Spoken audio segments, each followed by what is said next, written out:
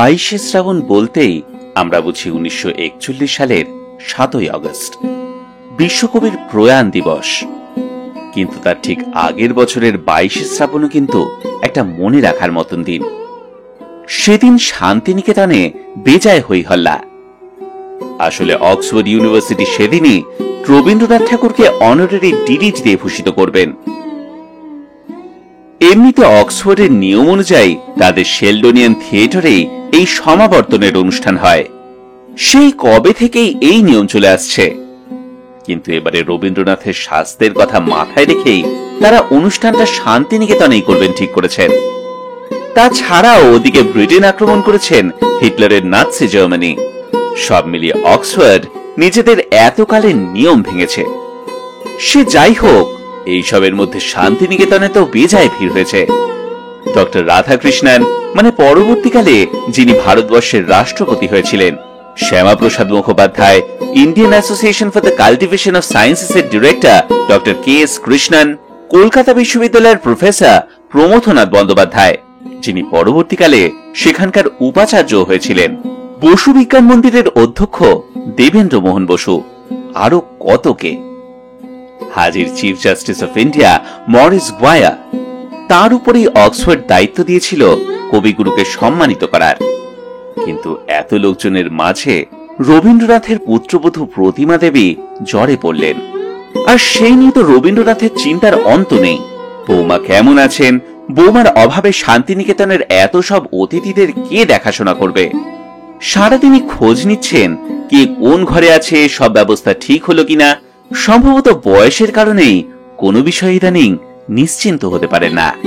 হঠাৎ রানী মহালনবিশকে দেখে বলতে শুরু করলেন, আমি তো আর আজকাল ও বাড়িতে থাকি নে যে খাবার সময় একসঙ্গে টেবিলে বসবো, সকলের সঙ্গে কথাবার্তা বলতে পারবো। তার উপর বৌমা বিছানায়, কি যে হবে জানি নে। আচ্ছা, তুমি যখন এসেছো তখন তুমিও তো এই বিষয়ে বৌমাকে সাহায্য করতে পারো একটু। তোমার ঘরে ওসব করা তো তোমার অভ্যেস আছে।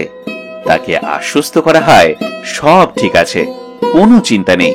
বিশ্বভারতের অধ্যক্ষ অনিল কুমার চন্দ আর অধ্যাপিকা মিস মার্জরি সাইক্স সমস্ত কিছু প্রস্তুত করে রেখেছেন। তাছাড়া চাকর বাকরও তো সবই পুরনো, এইসব মিছে ভাবছেন কেন। সেই দিনটা ছিল বুধবার। ভোরবেলা গুরুদেব মন্দিরে আচার্যের আসন গ্রহণ করেন। সমাবর্তনের অনুষ্ঠান শুরু হয় ঠিক দুপুর 2:30টায়।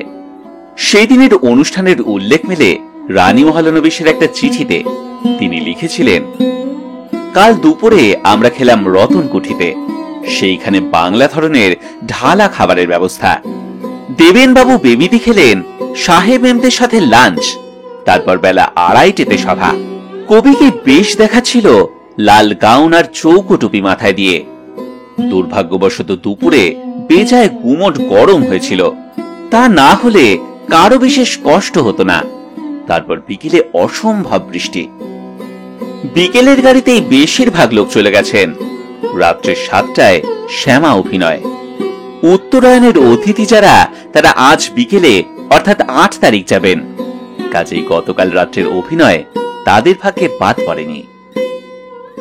এই ছিল 1940 সালের 7ই আগস্ট, বা বলা ভালো 1347 বঙ্গাব্দের 22শে শ্রাবণের কথা, যেদিন অক্সফোর্ড ইউনিভার্সিটি তাদের এত বছরের নিয়ম ভেঙে একেবারে অন্য একটা দেশে গিয়ে রবীন্দ্রনাথকে অনারারি ডিলিট দিয়েছিলেন।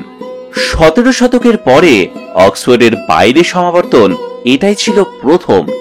আর এর পর থেকে আজ পর্যন্ত অক্সফোর্ডের বাইরে কেবলমাত্র একবারই সমাবর্তনের অনুষ্ঠান হয়েছিল, এবং সেটা হয়েছিল 1996 সালে বাকিংহাম প্যালেসে। আপনারা কি কেউ বলতে পারবেন যে সেবারে অক্সফোর্ড কাকে সম্মান জানিয়েছিল?